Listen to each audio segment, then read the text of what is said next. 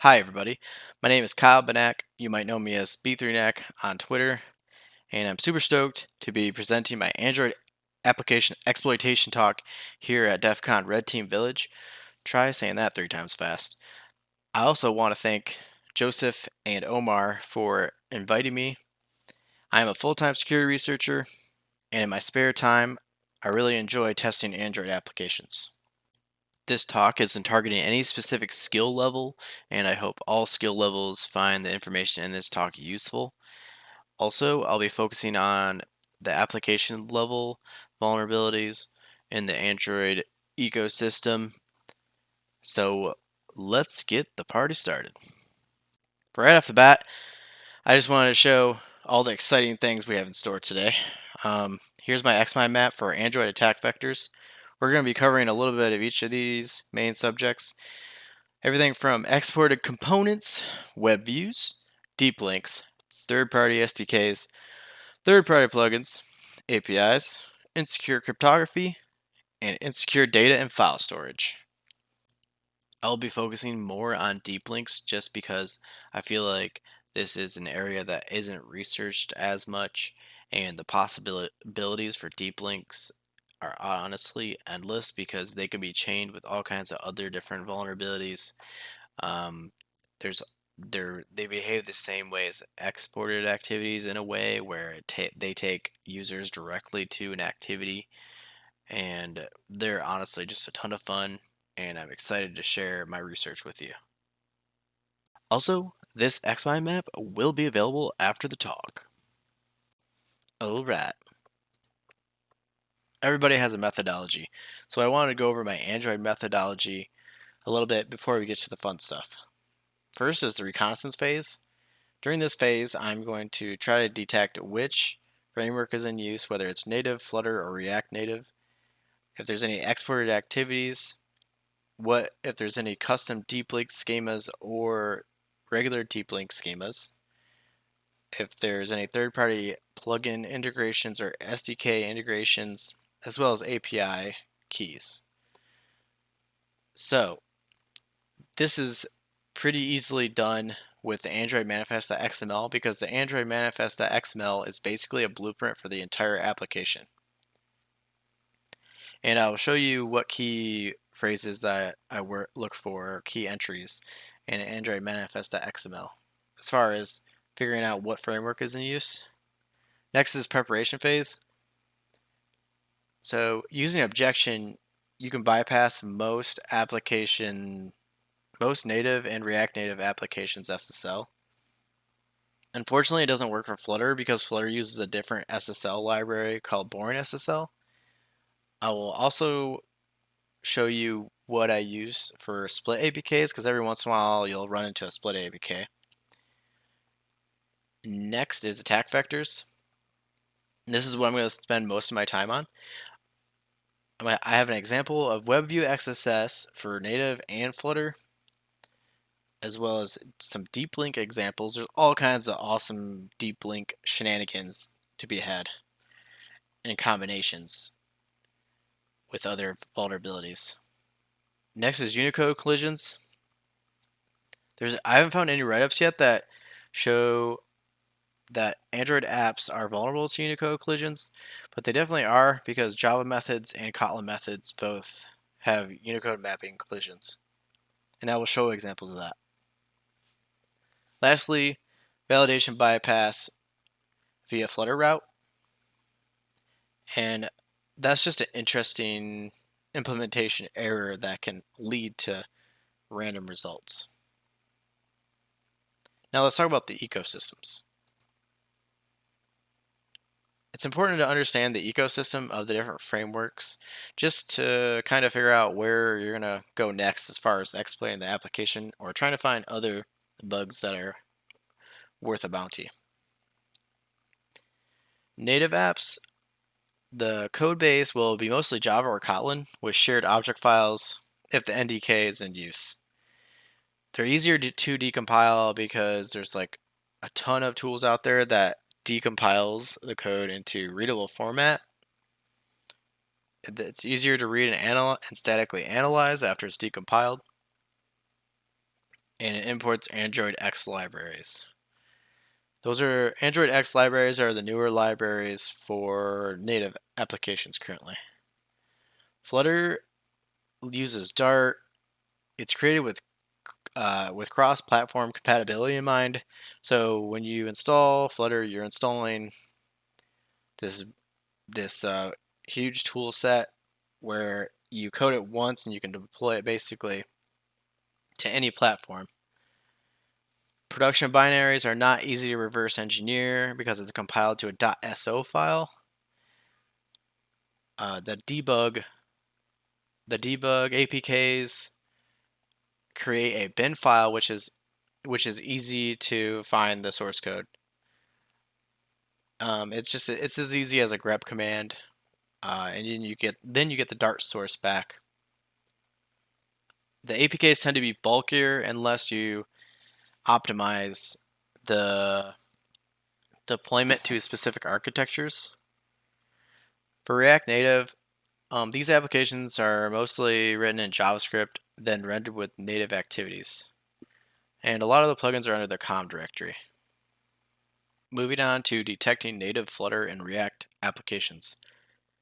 For native, usually there's a lot of Android manifest entries, and most of the activities are easy to find in the com directory.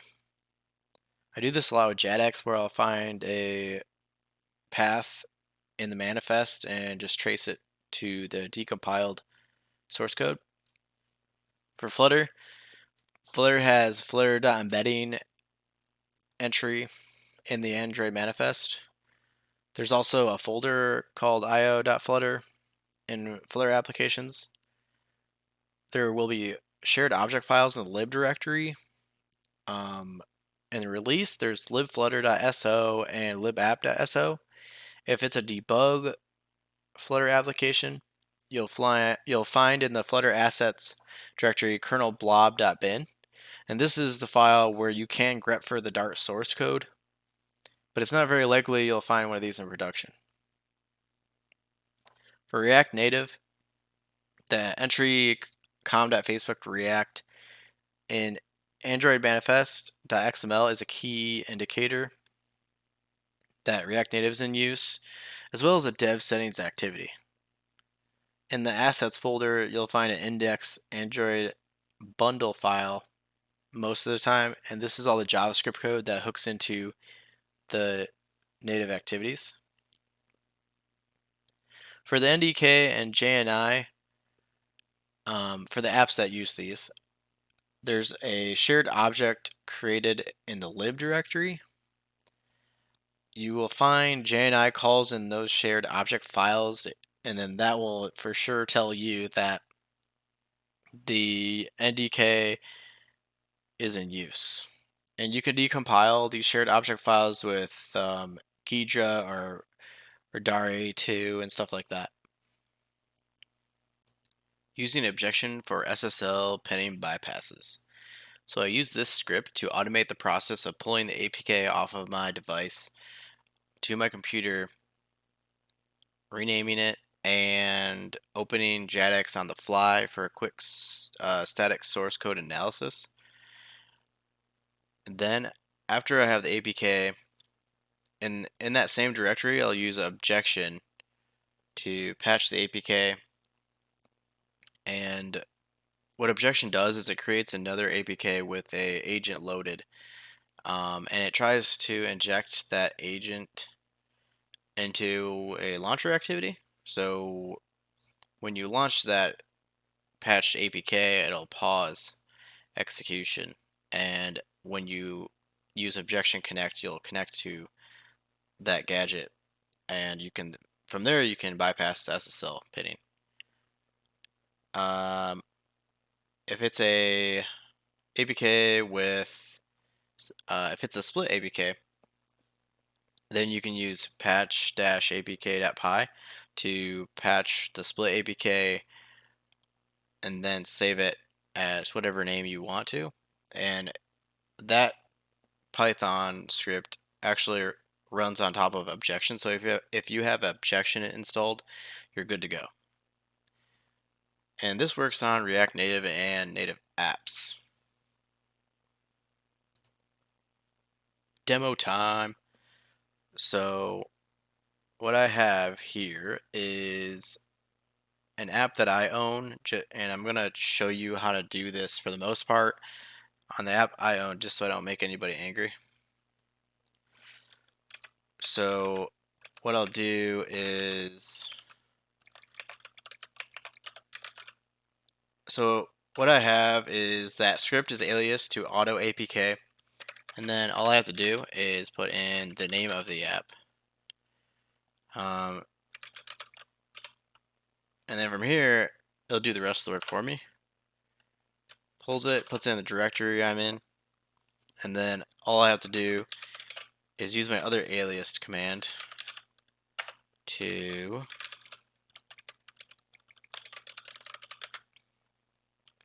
patch it. So this will install the gadget version I specified. While it's doing that, I can uninstall this version of the app because I have it automated to the point where it'll install the patched version on my device.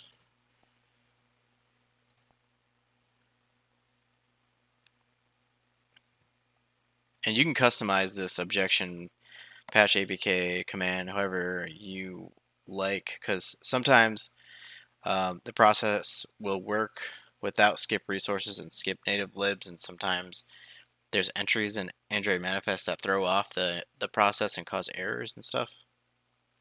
So it all depends on the application.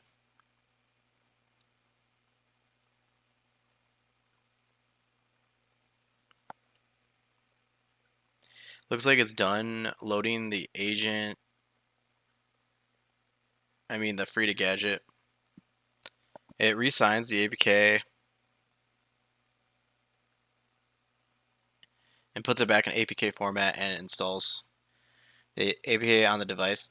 So since this APK doesn't have an SSL component to it, it won't freeze it on startup, but production apps will stop execution because it will target the launcher activity.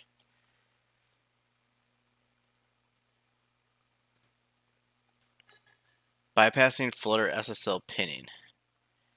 So this is an entirely different beast in itself. So Flutter uses Dart programming.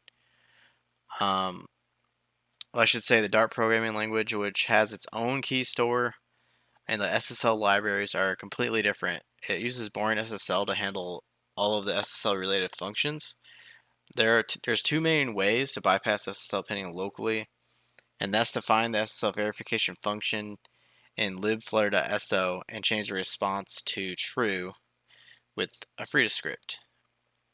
If the plugin is used, then it's way easier to hook a plugin that is using SSL pinning than it is to decompile libflutter.so, find the offset to this exact method.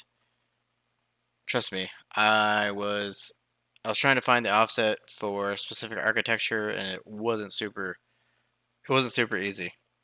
And I also have problems with compatibility with VMs, so I'm going to show the second plugin bypass method. And later on, maybe in a YouTube video, I'll show the first one.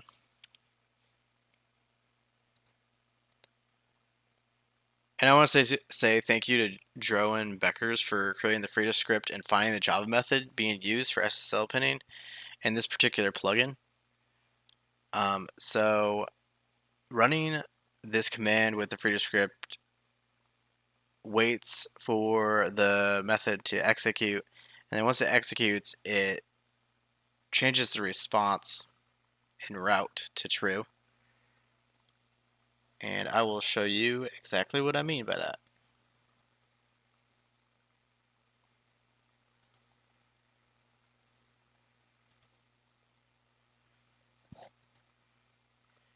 So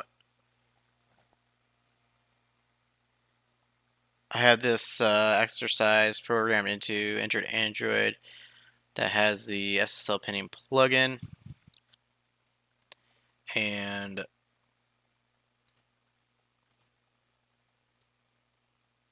so if we use, so if we use this command, Frida-u-f, this is actually in this one, this app,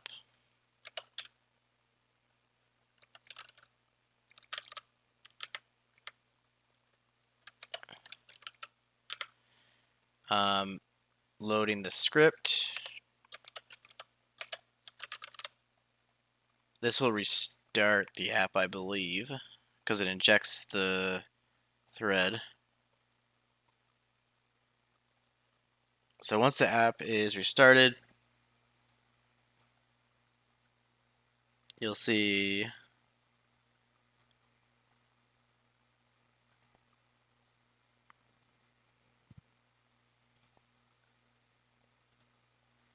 so it doesn't matter what I put in for these, but just for demo purposes, it intercepts the pinning request every single time. And just to show you what happens without this,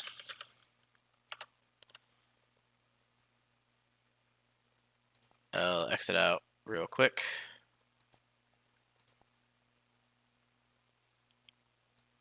And I'll go back to the activity. So without running the script, it actually does what it's supposed to do. So if I put that in there, whatever fingerprint, it'll fail with the Java exception. And there's that.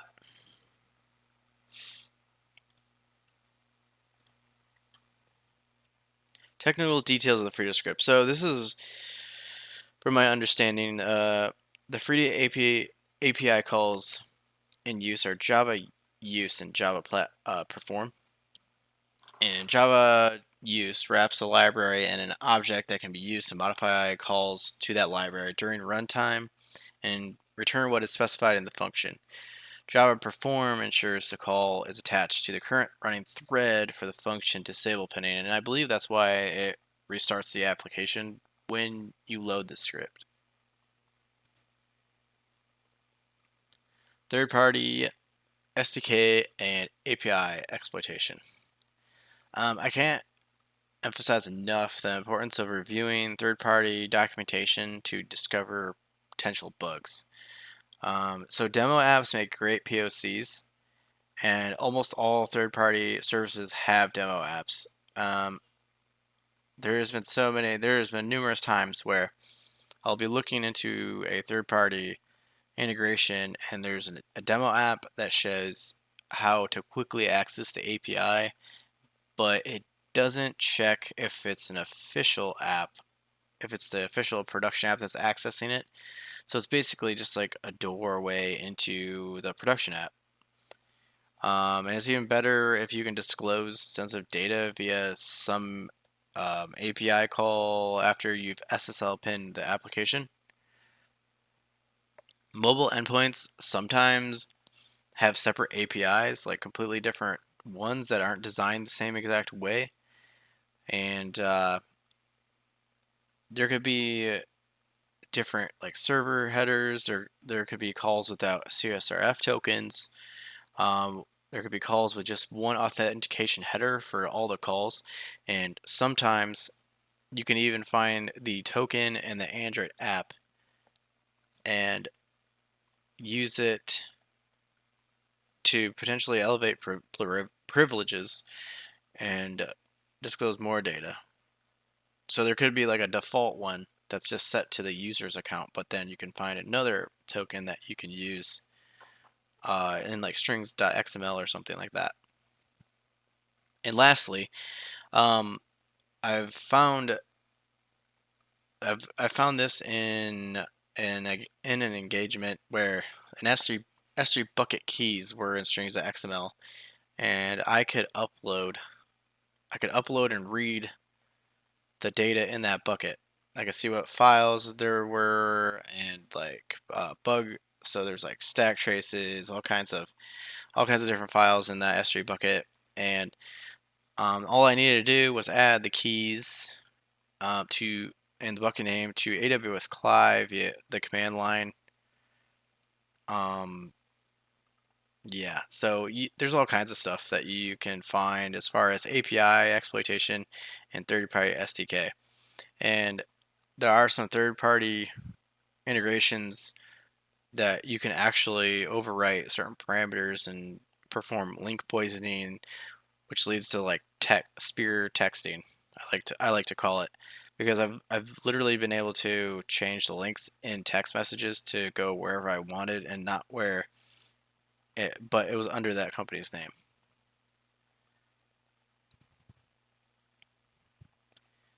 External file storage.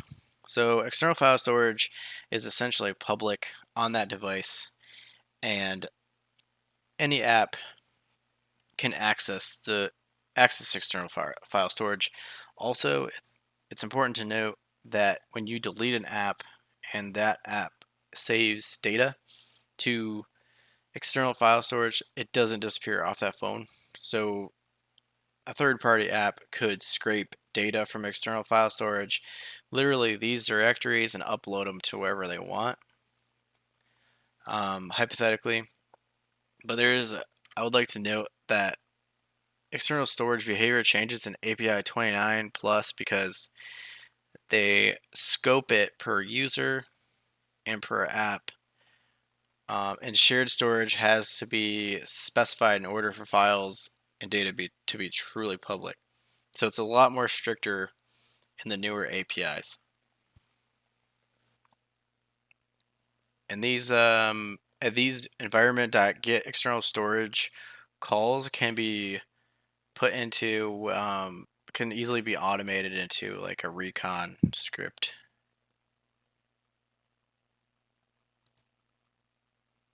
Native Webview XSS.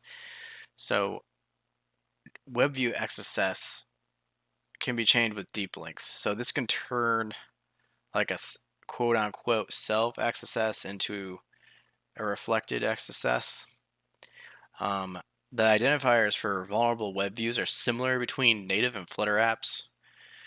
By default, native and Flutter apps aren't susceptible to XSS unless JavaScript is enabled. So, for example, I have examples here for Java, Kotlin, and Flutter. They all look pretty similar, and as you can see, JavaScript is enabled, and the other main part is that user input isn't escaped. Flutter WebView XSS via plugin. The official Flutter WebView plugin doesn't support alerting functions, but the development one does. And that's the interesting part, is that the plugin ecosystem kind of introduces vulnerabilities in a similar way that like WordPress environment does. And the way the values are handled is slightly different because the Dart programming language is used. So firstly, the form value is transferred to a web view with a navigator push material page route. Secondly, the web view where the value is going has with JavaScript true set. And lastly, the user input value isn't escaped and it's executed with eval JavaScript, which is built into the development plugin. And now it's demo time. So I have an exercise for this too. Let's just say this application doesn't filter or escape what the user puts in as a username. And I almost put that backwards.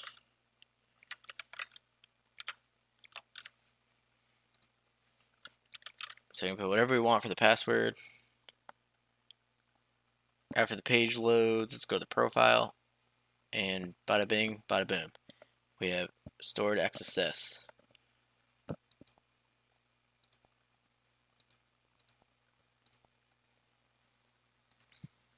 So, and you can see here, so if you see eval JavaScript in a Flutter app, as well as JavaScript set to true,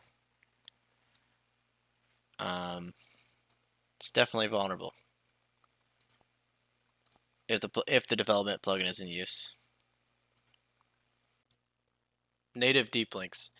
Deep links are specified in the Android manifest, and they can have a custom or web schema. Also, you can tell which activities have deep links by the intent filters. In the example below, there's a scheme of flag 13 and a host of RCE assigned to RCE activity. What this means is that a deep link will send a user directly to RCE activity as long as those conditions are met. And I'll show you exactly what I mean by that. So if I use this ADB shell example test command on Android, it'll send me directly to that activity. And that's the exact definition of a deep link, is it sends a user directly to a certain part of an Android application. Flutter deep links.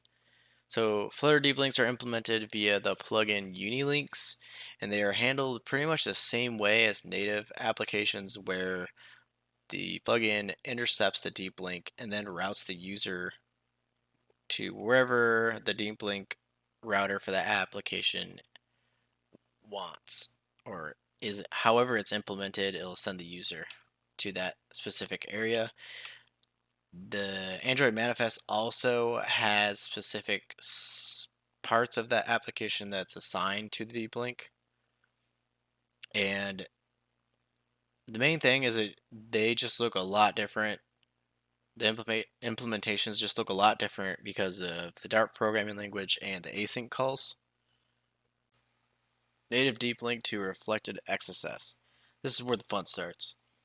So we're going to use a deep link and a vulnerable web view to basically create reflected XSS in a mobile application.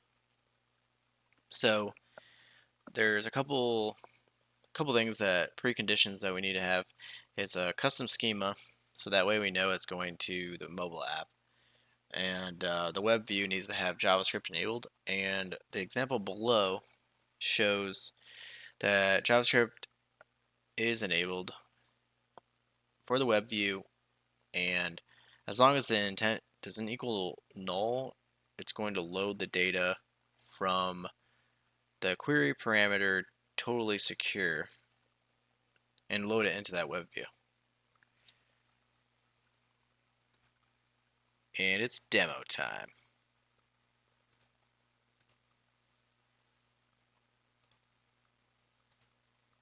So the way you make deep link POCs is with the HTML files. So I'll just show you that it's the same exact thing as a hyperlink, except for, so deep links are hyperlinks for mobile apps, basically, that take users directly to a specific part of an application. And then I'm gonna push it to my device with ADB push, the deep link file name, and for simplicity, just SD card download. So now if I go to downloads and open the file, you can use any browser you want. It'll load the HTML file, and I'm just gonna zoom in, click on this,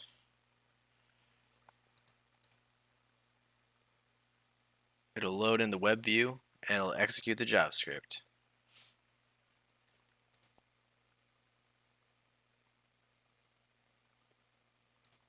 And this is the vulnerable web view I used.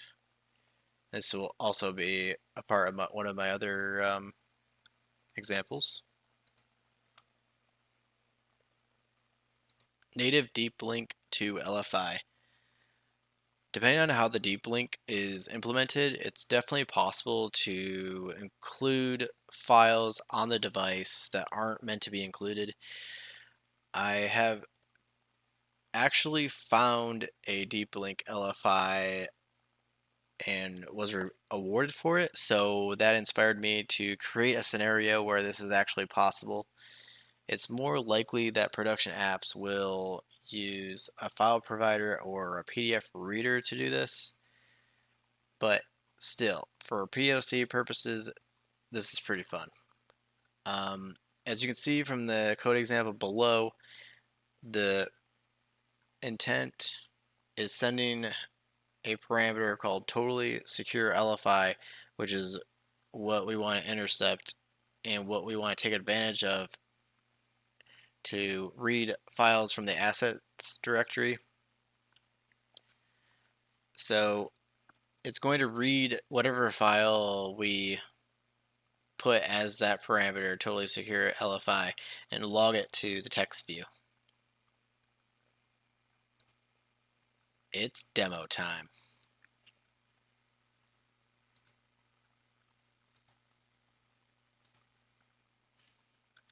So I have a totally separate POC for the LFI that I will show everybody real fast. As you can see, it's the same deal as a hyperlink, except for it has the custom schema of XSS, the host of whatever, and the parameter of totally secure LFI, which equals the file we want to load into the web view. We'll push this file once again to our device.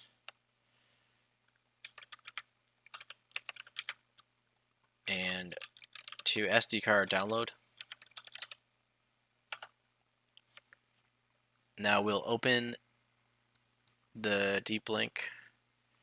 Actually, let's close this and go back to the files.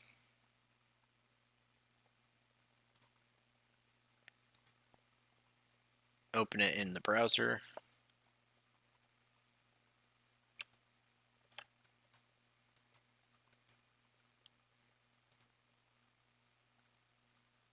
And it will load the contents in the web view.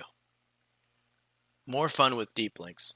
So I was curious if I could get remote code execution or command execution in general with a custom Go binary. Turns out I was able to get code execution and remote code execution via deep link with this specific scenario. So first I established a process and I get the runtime of the custom Go binary, which is in the files directory of the application. The intent param is the Go binary name, and the binary param is the command that the binary has programmed as an option. Next, I make sure that I define a buffered reader to read the output for the command,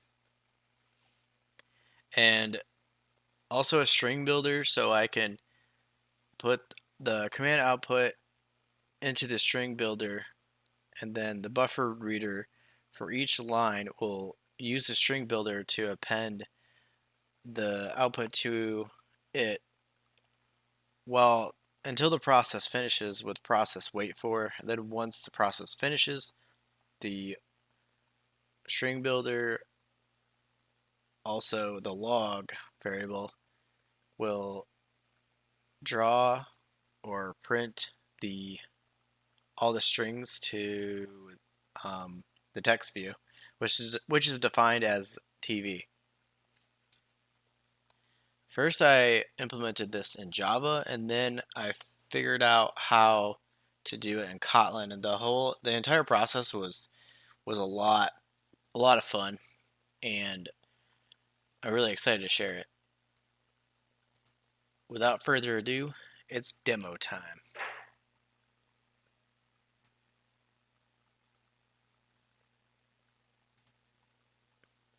So first, I thought it'd be really cool just to see like what the output should be. So let me exit out of this. You can connect to a VM and phones via ADB once USB debugging is enabled, and establish a shell. So I'll show you how to do this. Using ADB shell, we can navigate to this application's files directory where the binaries are, and then the binaries that execute the commands is the narnia.x86_64 because that's the architecture for this VM. So if I want to execute this binary, as long as I have permissions to execute it, I can just do that, and it says a parameter is needed. I remember programming a help parameter. So the commands available are test1, Rick, test2, potato, and test3. So let's try test1. It's treasure. Okay, cool. Test2. It's underscore test3. So treasure planet. And just for fun, let's see what Rick is. So Rick is definitely the Rickroll YouTube video, because you have to have some fun while programming CTF exercises. So now that we know what the expected output is, let's try to execute commands via deep links. Clear the terminal, and I will show you my POC HTML file.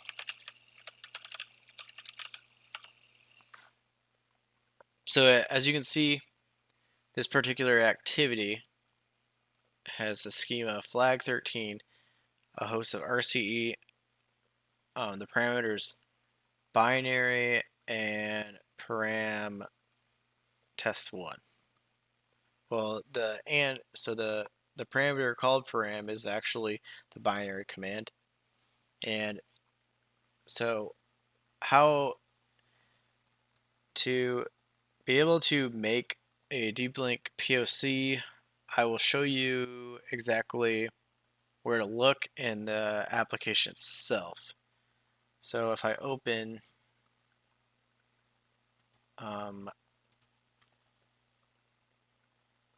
Android manifest for Android, right here. So the RCE activity is the one that we're looking for. So this is how, if you were looking to make deep link POCs, you would look for activities that have this intent filter, and then you can find out what the scheme is and what the host is. Now that I know what the scheme is and the host is, it's very like valuable to see also what the activity has, because that could also disclose the params involved for your, and it could disclose what params you can test out. So if you do shift in Android Studio, you can go right to the activity. So that's what I'm going to do. So the params that were used for this were binary and param. So sometimes you can find like specific parameters that the activity is looking for and use those to your advantage and find bugs. Now back to the demo. So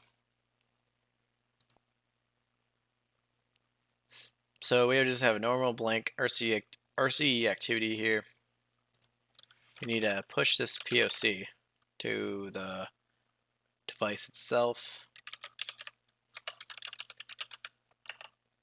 and we'll push it to SD card download just for simplicity.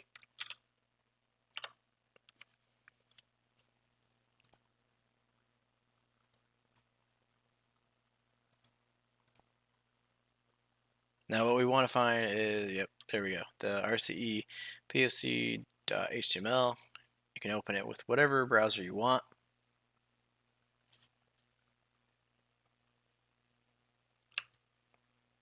Zoom in. And with Android Studio VMs, it's control and then dragging the mouse.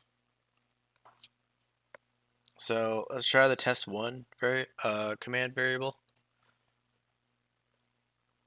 And that's awesome. It output exactly the same as the terminal.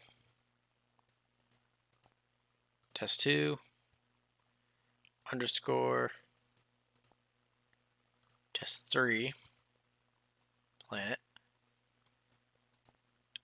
And this should solve the flag for the exercise. And also redirect the user.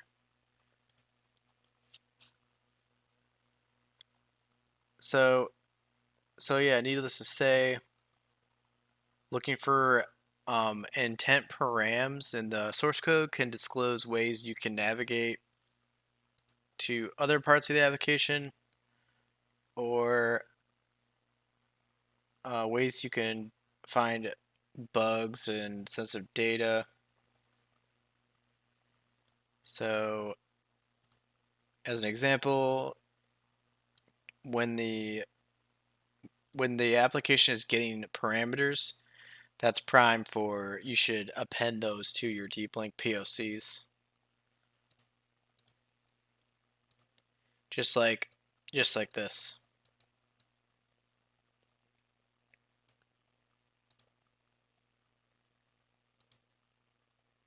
Now for Unicode Collisions.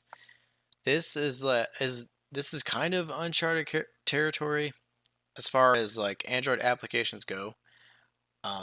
So Java and Kotlin both have Unicode mapping collisions, and it just depends on how the application is using Unicode. This is prevalent in email. So password reset functions, for example, it could exist in a database that converts Unicode or uppercase characters, or converts Unicode uppercase or lowercase characters.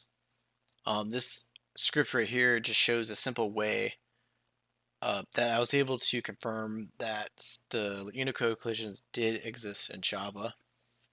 And as you can see here, first I just tried to string to lowercase and uppercase the Unicode B character, and if it equaled double S as to uppercase, it printed true. And then if the next one, I tried the email from the write-up that I was reading, which is included in my resources,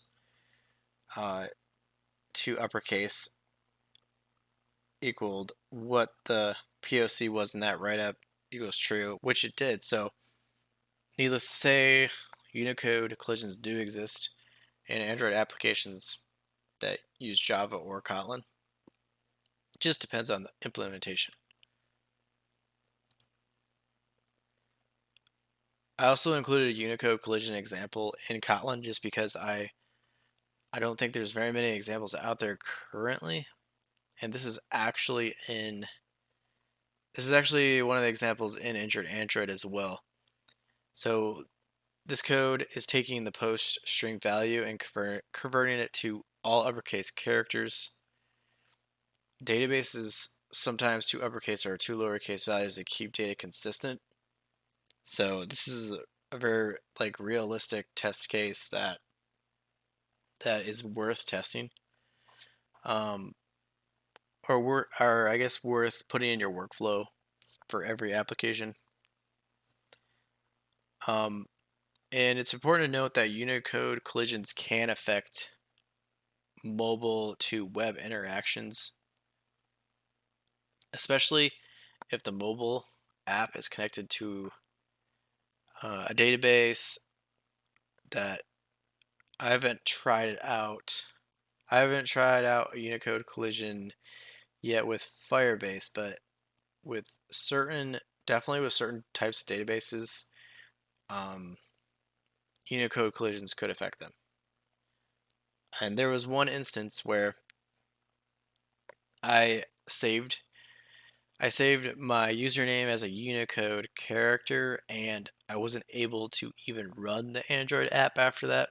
And the only way I could get access back to that specific account was to change my username from a Unicode character back to a regular character. So that's also important to remember, that it could happen for production apps.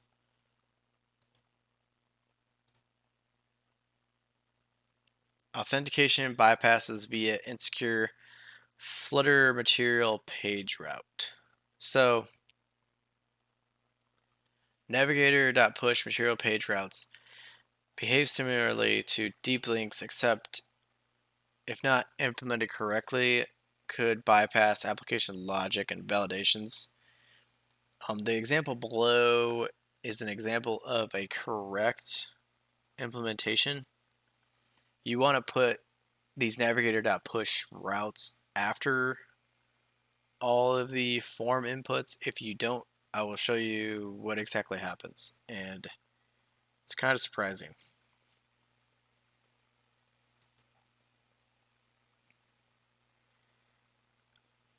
So this is an example of insecure material page route, and implementations of that are like this can possibly have unexpected behavior and could leak sensitive data. For example, if this was like a login form connected to a database, and for whatever reason only the username was needed to link to the data for the user, and it didn't check the password and past validations because the navigator push wasn't after the form inputs, then that could be all bad. And it's demo time.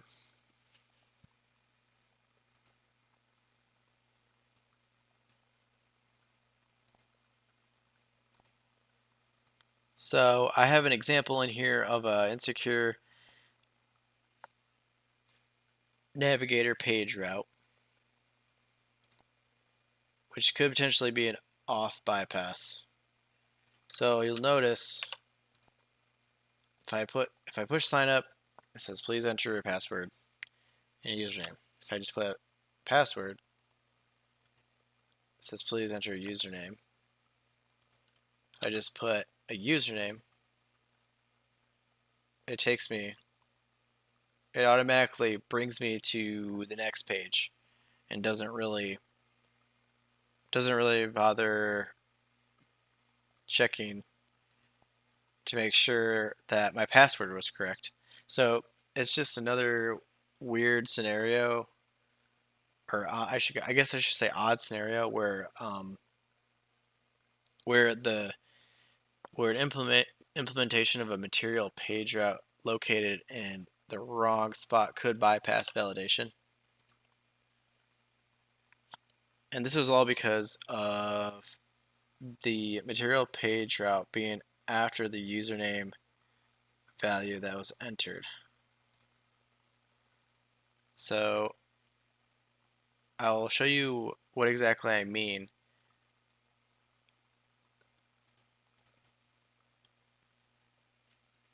the material page route for this scenario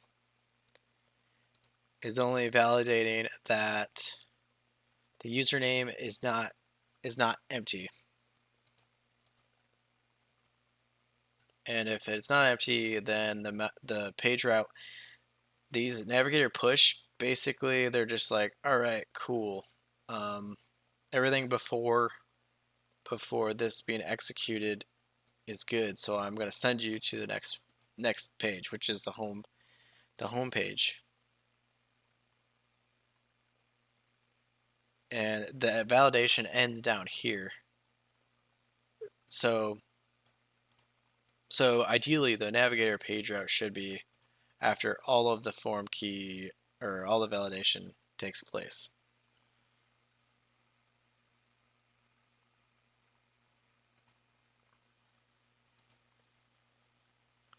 Easily bypassable and broken encryption. So plugins for Cordova and Flutter are more susceptible to this. Any CBC cipher with a static initialization vector and hard-coded key. Hard-coded XORs or XOR bitwise operators can be found in assembly, so it's important to note that you potentially could find keys that are hard-coded in shared object files. It's going to be a little harder to identify though, depending on the implementation, but decompiling those shared objects with Ghidra or Radari2 will definitely show you any strings. So these two code examples are examples I've found in a Cordova app, or not a Cordova app, React Native, and I believe that they use a Cordova plugin.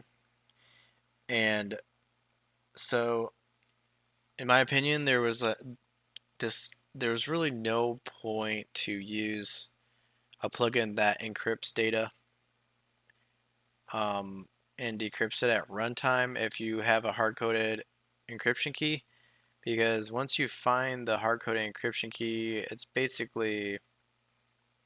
just all the protection from encrypting your data is gone. So when I was testing this application and I found this, I was able to decrypt the data pretty easily. Luckily for them, there was nothing sensitive, which also made no sense to me. I wasn't sure why they would encrypt data that wasn't sensitive. But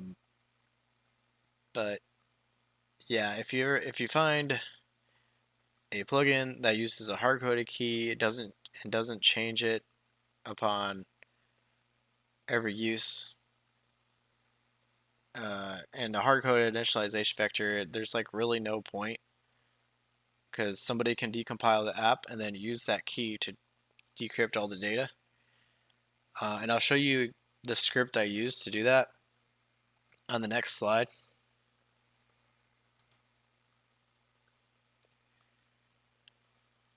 So, like I said before, static code analysis may reveal the encryption keys.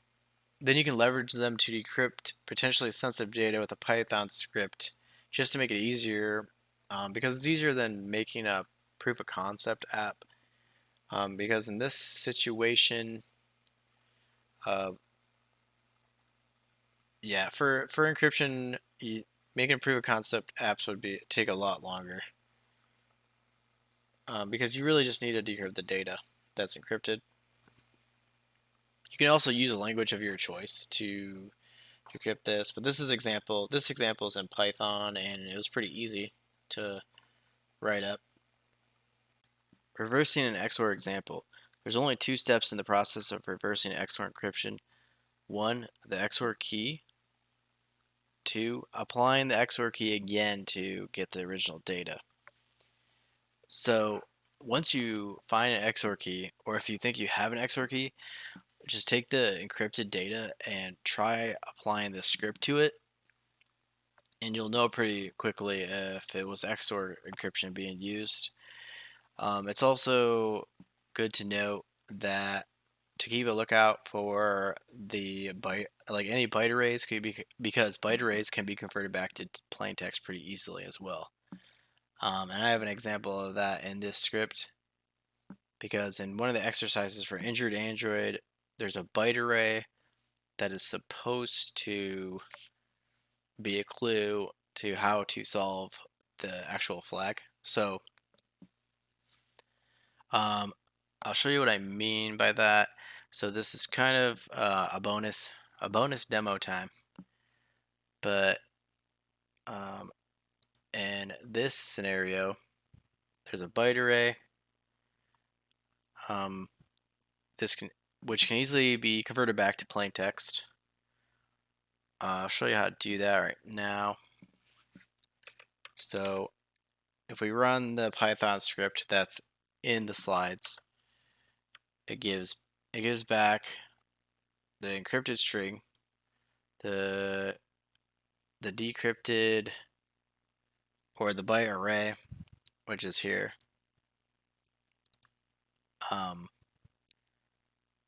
Yeah. So when you apply this XOR to win, it turns into this, and then when you apply the XOR to this, it turns into win.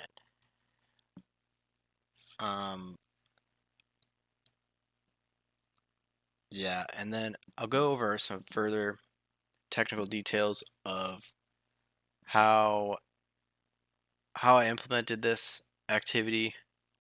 After installing the native development kit, you can create shared object files or native libraries with C++ and C, and these can be used for a number of reasons. I mean, you could actually probably just program the entire Android application with JNI and the native development kit.